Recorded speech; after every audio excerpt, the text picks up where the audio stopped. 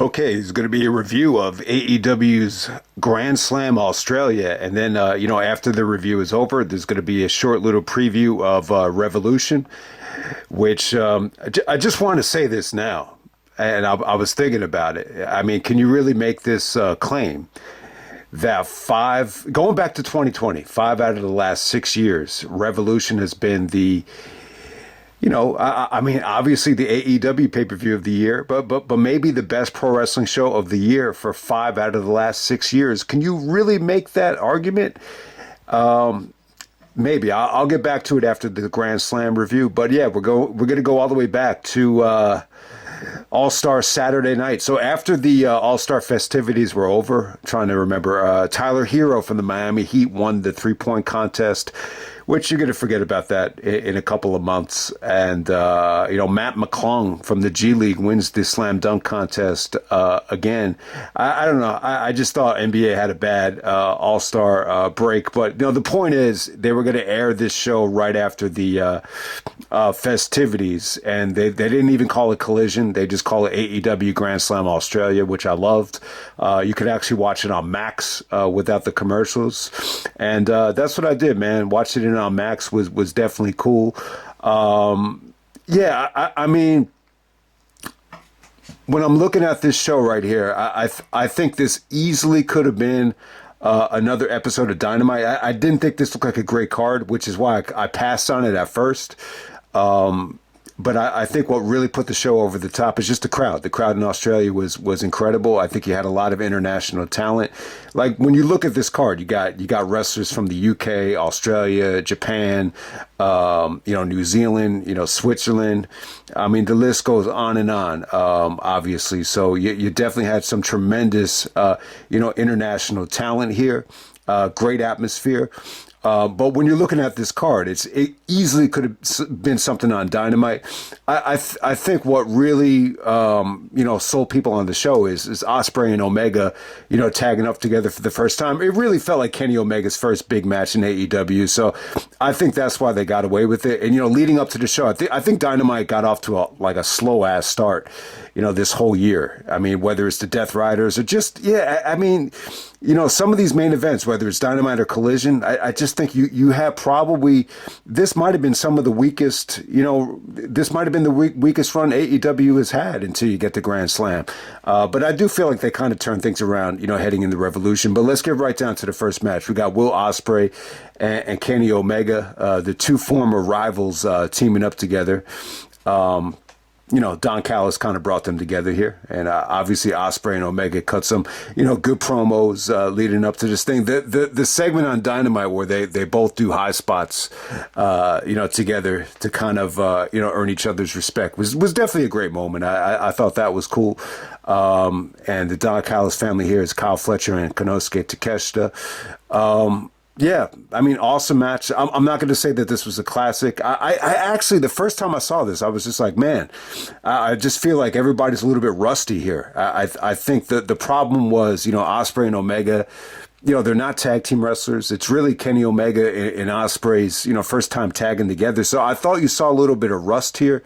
And, let's face it, Takeshita is not a tag team wrestler. So you didn't necessarily have guys, in their comfort zone. But the bright spot is I thought Ospreay looked phenomenal. I thought he was the MVP here. The stuff between him and Fletcher, the counters of the power bombs into the DDTs, which happened a couple of times, were pretty awesome. I mean, even that spot to end the match where Ospreay comes out of nowhere and flies over Takeshita over the top turnbuckle to take out Fletcher, that was pretty awesome. But yeah, I mean, I thought Kenny looked a little bit rusty, with Takeshita. I'm sure they're going to turn things around, this Sunday. But Kenny still looked good, though, man. He still had some good moments.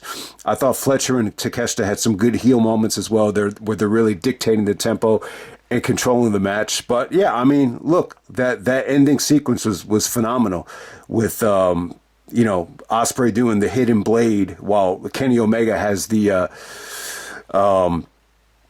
the one-winged angel on Takeshita. That was an awesome finish, man. But it's a great match. I'm not going to say it's a 5-star match. I mean, if you're going to give this the full 5, I mean, I just think it's AEW Kenny Omega bias. I think like 4.25 is a fair rating. But I like the spot. It kind of continues the tradition of Kenny Omega opening up Grand Slam, putting the most attractive match in the beginning of Grand Slam to kind of maximize that hot crowd. So yeah, a good tag match.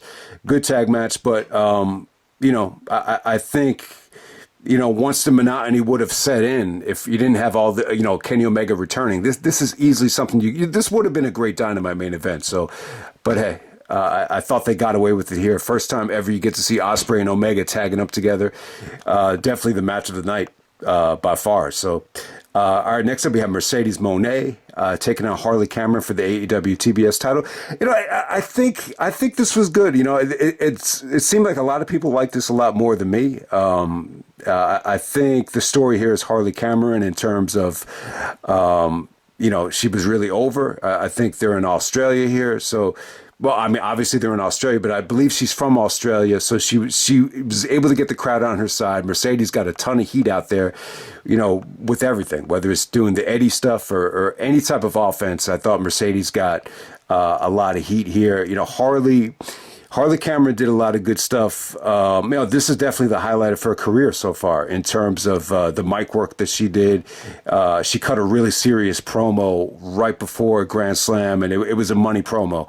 One of the best promos of the year. And she even did some comedy stuff with the doll mocking Mercedes, which she used here again. So kind of reminiscent of like a Santino Morello. But it didn't take away from the match for me. I thought Mercedes looked good. That Harley she wasn't exposed here. This is really the first time she really was wrestling in a big spot. I thought it was solid stuff. I didn't come away from this thing saying like Harley should have won this match. I'm seeing like a lot of people thought Harley Cameron should have won because they were in Australia. I think that's biting off more than you could chew for her. I just think Mercedes is, finally finding a rhythm now. That would have been a mistake to take the championship belt off of her. But yeah, I mean, I'm not blown away by this thing. I would definitely say it was a solid match. I think 3.5 is too high. I would say, 3 is a little bit harsh. So I would give it like 3.25, just to be fair. All right, next up we had the Death Riders of Mox and Claudio taking on Cope and Jay White. Adam Copeland, better known as Edge. Shout out to Matt Hardy for that. The Brisbane Brawl in Australia. Obviously, this is in Australia. Brisbane, Australia. So we get a nice little brawl. I actually like this. I'm seeing that anything that the Death Riders does, I think is going to get a lot of criticism. I just think people are kind of underwhelmed with the stable and the lack of engagement. I think that the biggest problem with Death Riders, to me, and I'm not going to try to solve the Death Riders. I'm seeing that that's becoming, the biggest discussion on YouTube right now is how can we fix this storyline? I'm just going to say right now, I just think the biggest problem is they just don't have a lot of guys that can cut promos. And when you factor it in with, Wheeler Yuta, interfering in matches, just kind of taking away the buzz. Very reminiscent of Dominic Mysterio. I think is Yuta, in terms of the kind of heat that he's getting and him kind of being like a little like gnat and somewhat of an annoyance. I think that's probably the biggest problem. But yeah, you know what? You would say to yourself, this is Moxley's chance to finally, run with the ball as a heel. You would just expect, better promos from him. So I'm a little bit disappointed at, Moxley really not, thriving on the mic. I mean, you would think as a heel, this should give him the green light to see what he can finally do. It's been a little bit underwhelming. It's kind of been one of those examples where maybe he's just a little bit more natural as a babyface. But I thought the match was good. I think Edge has really been, good in this feud with Moxley so far. I just think he's had the eye of the tiger. You could tell he wants to wrestle Moxley. He even said that Moxley was at the top of his list, when he came back at Wrestle Dream. So here we go. And I thought it was a great night for Edge. This was probably Edge's best night in AEW so far. The way the fans were singing the entrance music, it was great. You could tell he got emotional out there, and he busted his ass. I mean, that's the bottom line. There were some awesome table bumps here.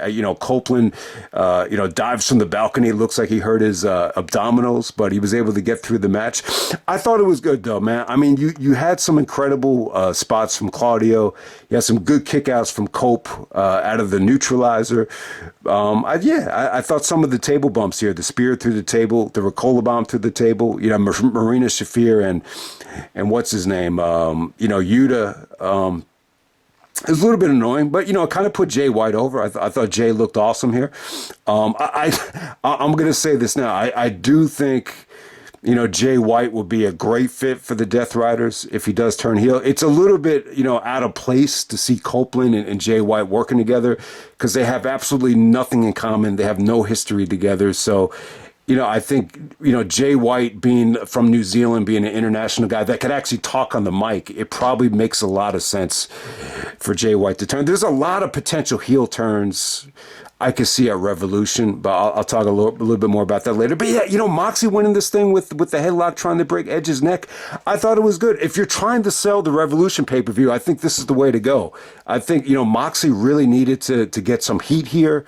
It gets the Death Rider some more heat. I mean, it's not the sexiest finish in the world, but for a heel tag team, I thought this was fine. I don't see what all the bitching and bickering is about with how this thing ended. I think that's the right call. I think maybe you want to make the argument that Edge, should get some momentum, but you saw Edge in a million tag matches on Collision leading up to this thing where he got big wins. So I didn't think Edge needed to go over. I think it made you want to see Edge win, that much more. So, and I'm still struggling with the Adam Copeland Cope thing, so I apologize about that. We're going to move on to the Okada match. Okay, next up we get Okada defending the Continental Championship, which he defended at World's End in the Continental Classic. As we can't forget about that. So Okada taking on Buddy Matthews.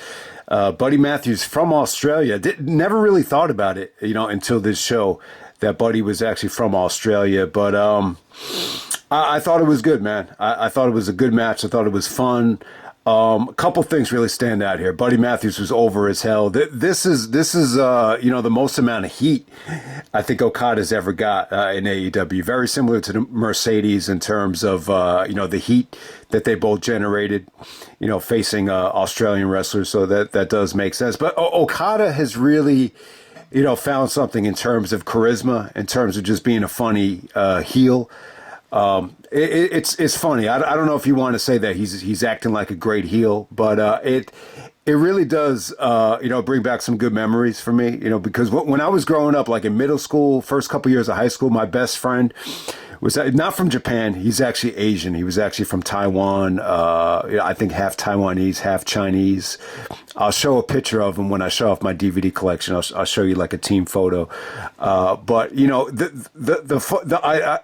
kind of reminds me of what Okada's going through right now. Like when he was starting to learn the language and starting to feel more comfortable, like just to be cool or just to try to fit in. Like anytime someone would like talk to him, he would be like, "I don't give a shit. I don't give a fuck. Think I care? Think I fucking care? I don't give a shit."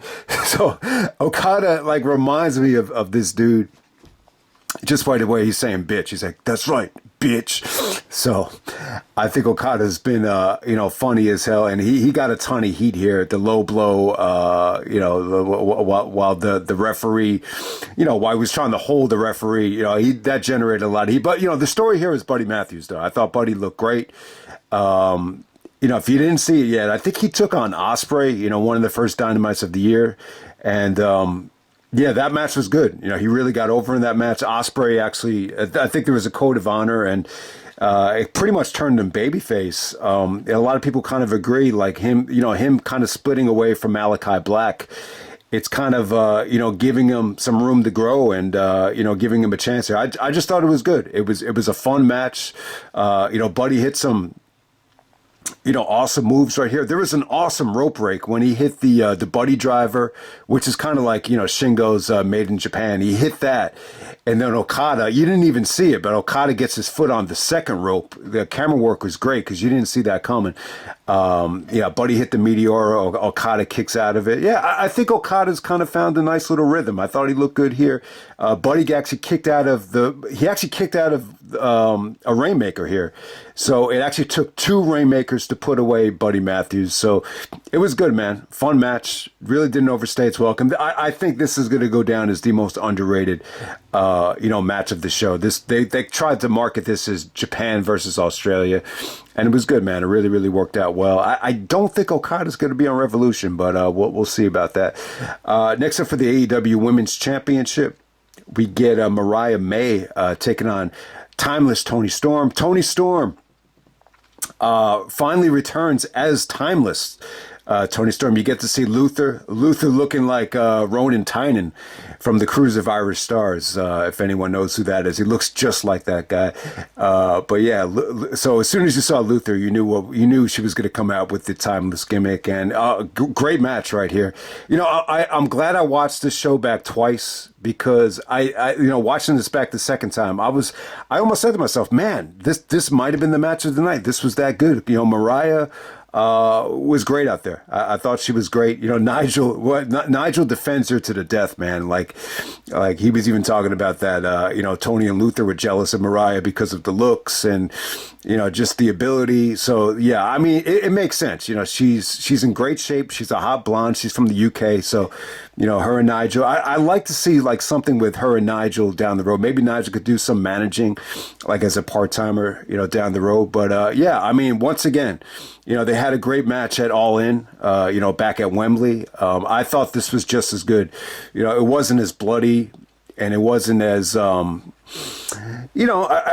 I think it was just as hard hitting. And you could definitely make the case that the crowd was as hot as they were all night for this thing. I just think Toni Storm was really over in Australia. Sometimes I get confused whether, Tony's from Australia or the UK, but Mariah's from the UK, Tony's from Australia. So this was the second match here. So it kind of sets up a rubber match. I don't know when they want to go back to it. Maybe at All In, maybe at Forbidden Door, which is in the UK. I think that makes the most sense, Forbidden Door. But yeah, just hard hitting action. Mariah hit like a million Maydays all over the place. Tony's kicking out of everything. Just a lot of whiplash from Tony's suplexes, and some of those ass shots just looked off. The third ass shot, you could just see Mariah's face just kind of ricochet. It just looked brutal. So yeah, man, these two women, they dished it out to each other. I just thought it was hard hitting and just great stuff. Tony actually has to win with a small package, so it kind of made Mariah look strong, because none of Tony's big moves were able to pin her. I think Mariah kicked out of 2 pile drivers, and yeah, she actually kicked out of the Mayday. They started like using each other's finishers, so this was good stuff, man. So she takes a page out of the Bryan Danielson playbook with the small package. She even had some lines on Dynamite, referencing the small package, but you never want to call yourself Mr. Small Package like Bryan Danielson did. But it was good though, man. Good match. It kind of makes you want to see a Toni Storm versus Mercedes Mone match.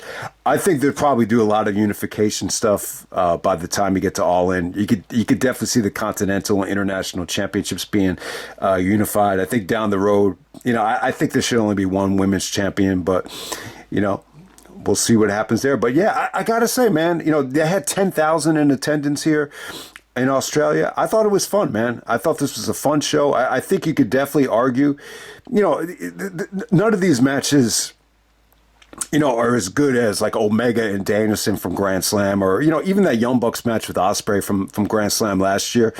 But yeah, from start to finish though, I'm going to say, I think this had to be the most consistent Grand Slam, and, definitely the best crowd. The crowds in New York City, since the Omega Danielson Classic have not been good. So I think this Australian crowd, I'll give it the thumbs up. So we can move on to Revolution in a second. Okay, so moving on to the preview for, AEW's Revolution. They're going to be taking place at the, I was going to say the Staples Center.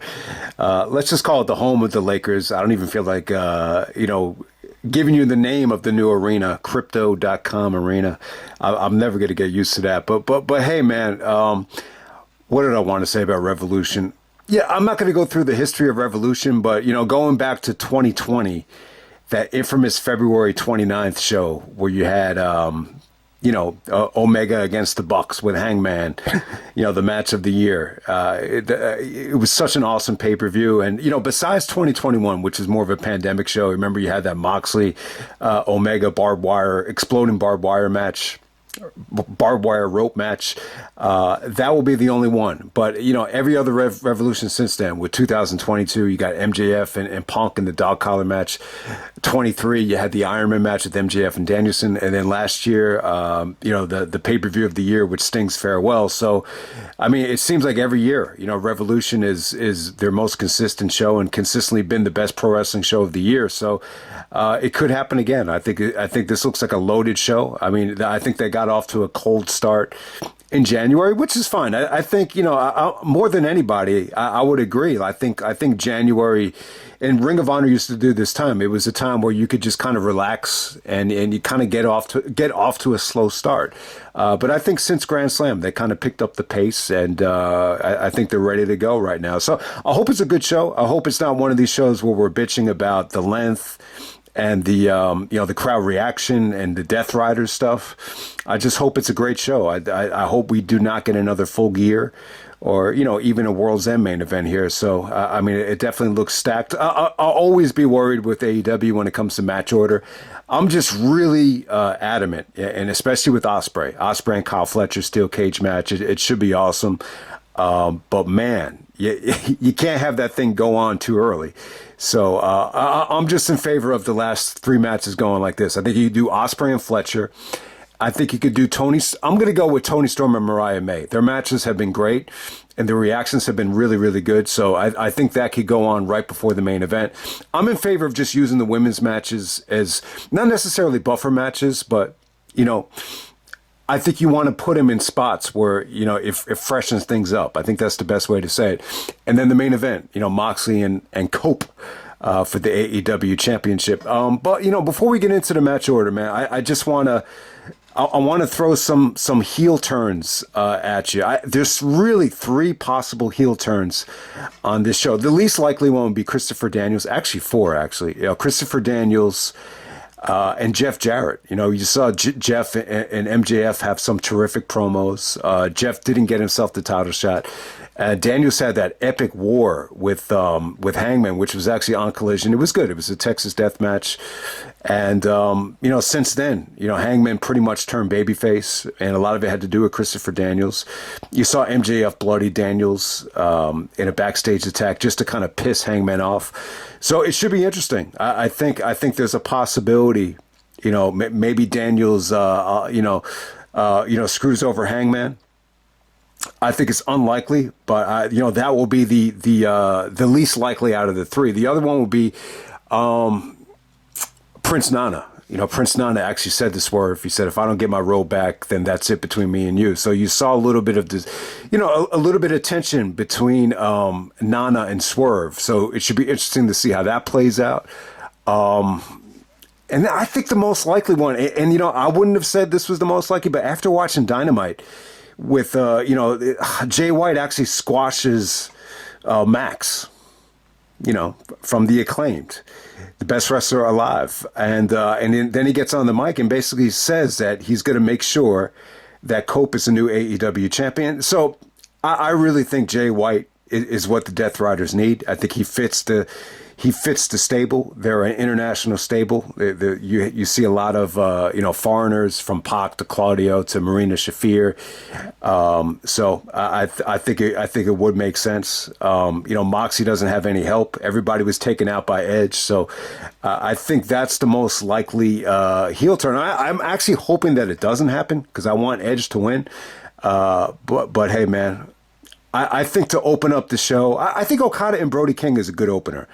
I think that could definitely open it up. This didn't have a lot of the build. You probably missed a lot of the build, which was on Collision.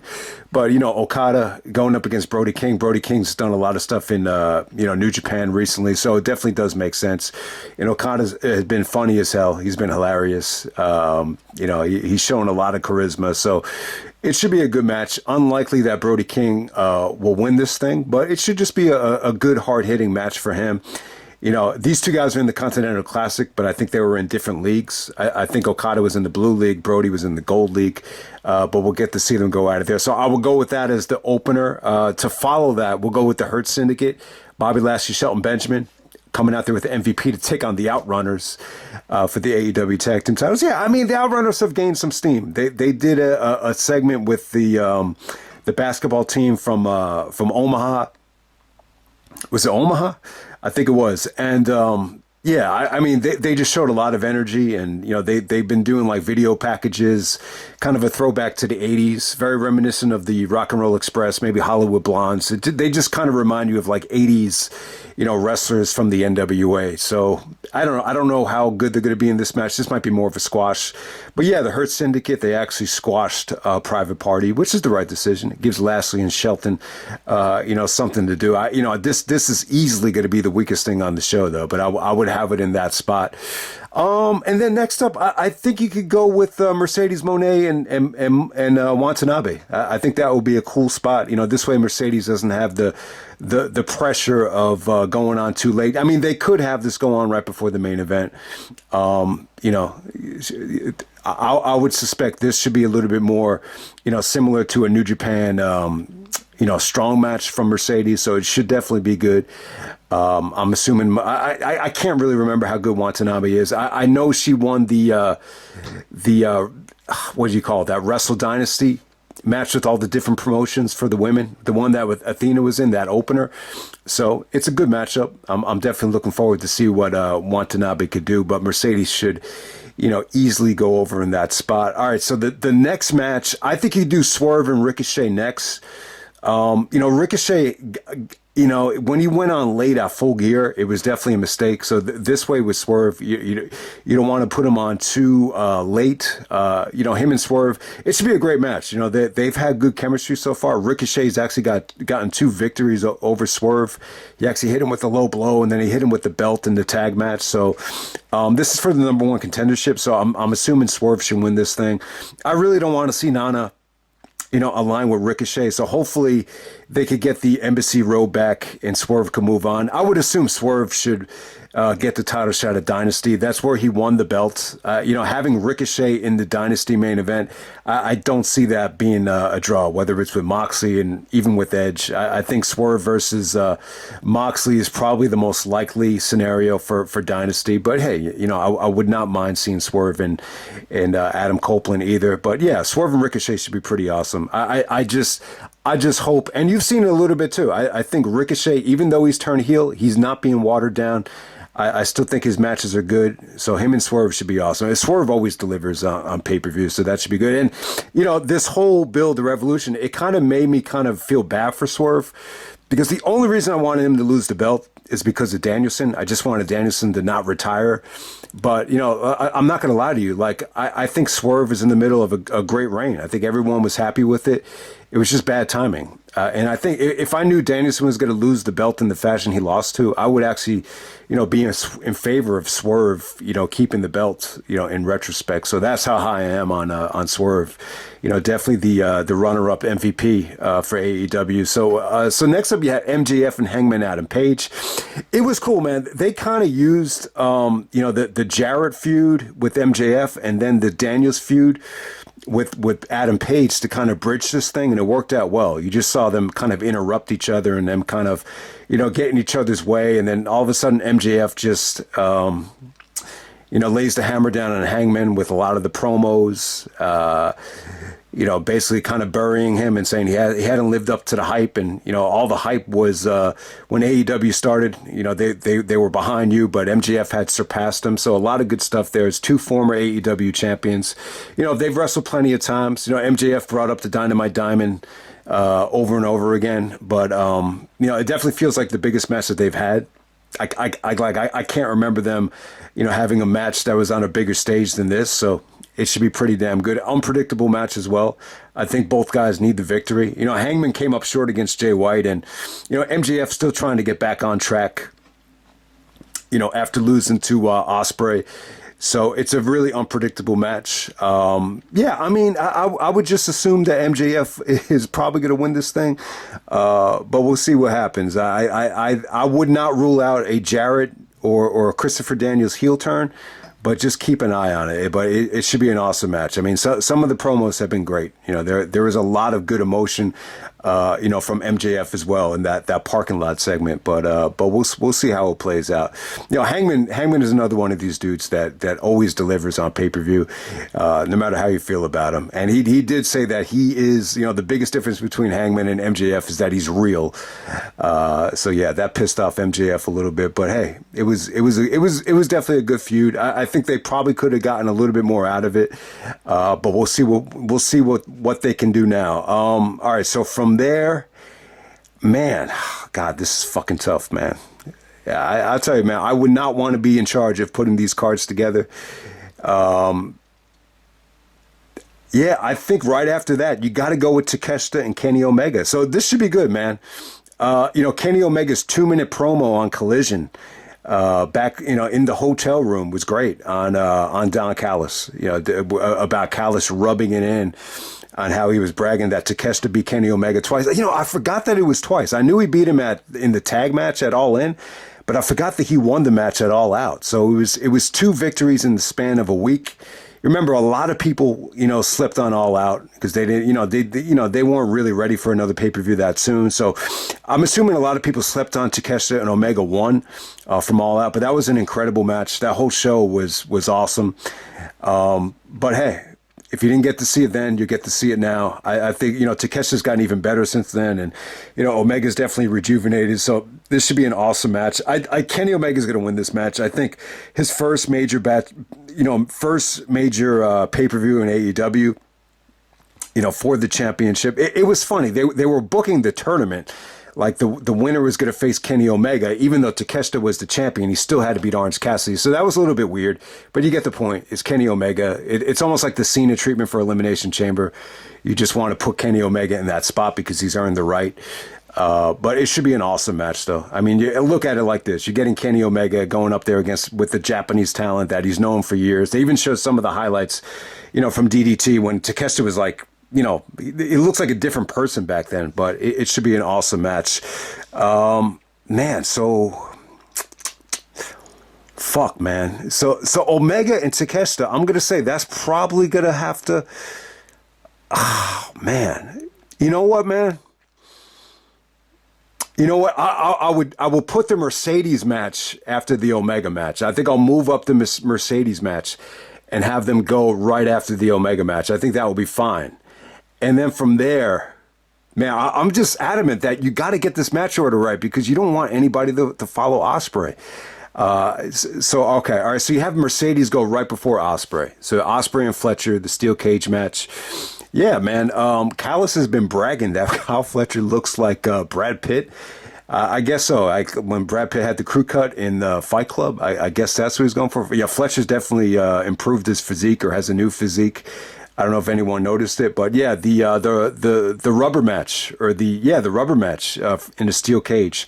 It should be incredible, man. I mean, when you factor in this AEW style steel cage with Ospreay, it should be awesome. And Ospreay is definitely going to win this thing. You know, Fletcher came up, he got the big win at Full Gear. Ospreay won the World's End tournament match. So, but Ospreay needs to win this match. There's no doubt about it. But hey, you know, even if Fletcher loses, the buildup has been good. Some of the beatdowns on Ospreay from Fletcher and the whole Callis family was pretty engaging stuff. So it should be an awesome match.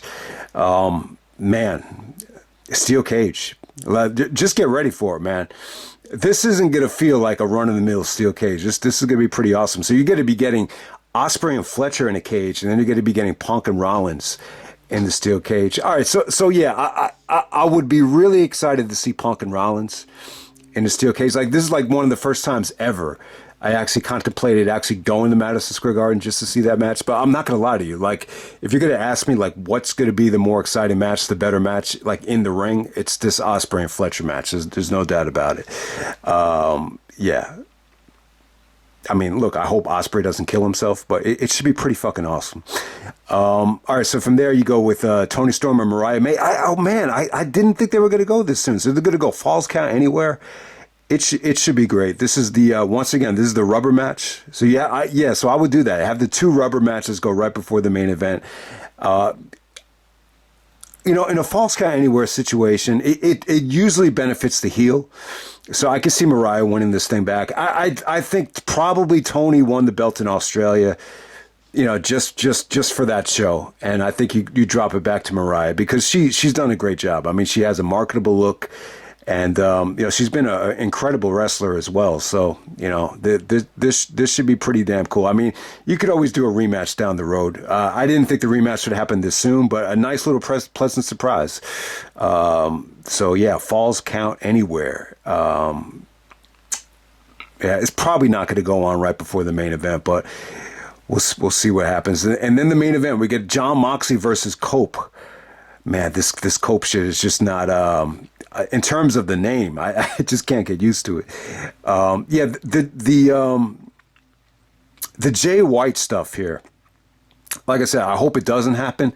But I think if you watch wrestling long enough, when you see the promo that he just cut, that he's going to be there and he's going to make sure that Cope wins the AEW title. This is a natural fucking heel, Jay White. I just can't see that happening.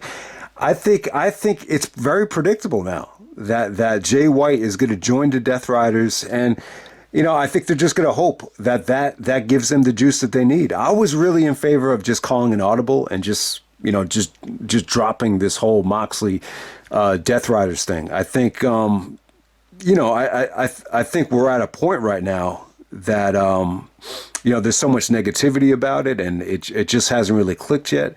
And, you've seen situations where companies will call an audible and just change things, due to the overwhelming responses. I think the Daniel Bryan situation heading into WrestleMania 30 is the most obvious, example of that. But, I don't think they're going to do it, though. I think Moxie's going to retain. I think Copeland is going to get screwed by Jay White. It's as simple as that. Hey, look. If this leads to, Edge and Christian feuding over the title and maybe Christian cashes in and takes it away from Edge, I'd be cool with that. But I just don't see it happening at this point. I just don't. I think you're probably going to get Moxley and Swerve at Dynasty, sadly. But yeah, I'm a little bit disappointed, in Moxley's mic skills. I just don't think it's a natural fit.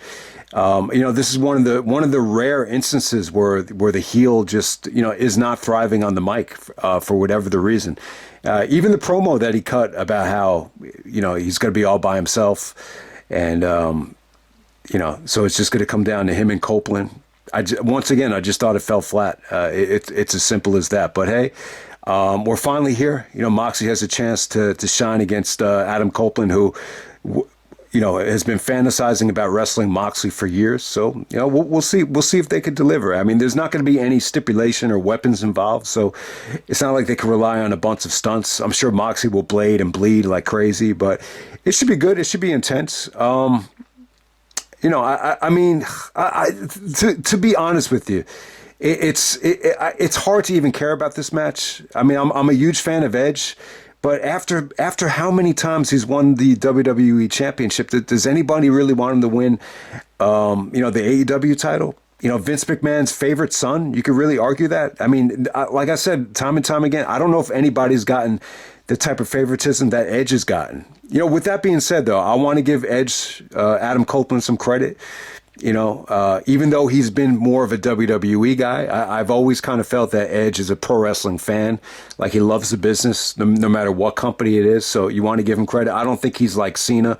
I think Cena's one of these guys that, very similar to Vince, I think they kind of keep themselves in the WWE bubble. So give Copeland credit. I think the intensity will be incredible here, between both guys. But I don't know. I mean, if I were to pick one, I'm going to say I think it would be cool if Edge wins it. I think down the road, Edge could do some incredible things. I just don't see him winning it this soon because he's been out for so long. And yeah, I don't know if I want to see an Edge and Christian feud for the AEW title. I just think Christian looks like a shell of himself, with the turtleneck and everything. So I just don't know if I want to see that. I think I prefer to see Moxley and Swerve, over Edge and Christian. I really would. But at the same time, I don't think you need to keep the belt on Moxley, until Ospreay wins the belt. I think Ospreay can win it from somebody else. I think to know that we're going to have to suffer, with Moxley as champion heading into the summertime, I think that's a mistake. I'd be more in favor of, Moxley dropping the belt to somebody like Swerve or, somebody else down the road. But hey, I'm still going to pull for Adam Copeland. I think it's highly unlikely nowadays he's going to win this thing. I think, who knows? Maybe Jay White gives the Death Riders, that spark of juice that they need, because this is someone that's international and he could cut promos as well. The rest of the guys can't cut promos to save their life. Even Moxley's struggling a little bit. So, maybe this gives the Death Riders some juice. But let me know what you guys think. This is Revolution. It should be a great show. I mean, there's definitely some weak links on it. And I'm a little bit worried about the match order, but I think the Omega matches, or the Omega and the Ospreay matches should both be incredible. I even think Swerve and Ricochet will be awesome, depending on where that goes. And I think MJF and Hangman should be great as well. So we'll see what happens. The main event should be intense. Say what you want about both guys, Moxley and Edge. They're two of the most intense wrestlers ever. So we'll see how it plays out. But I'm out. All right.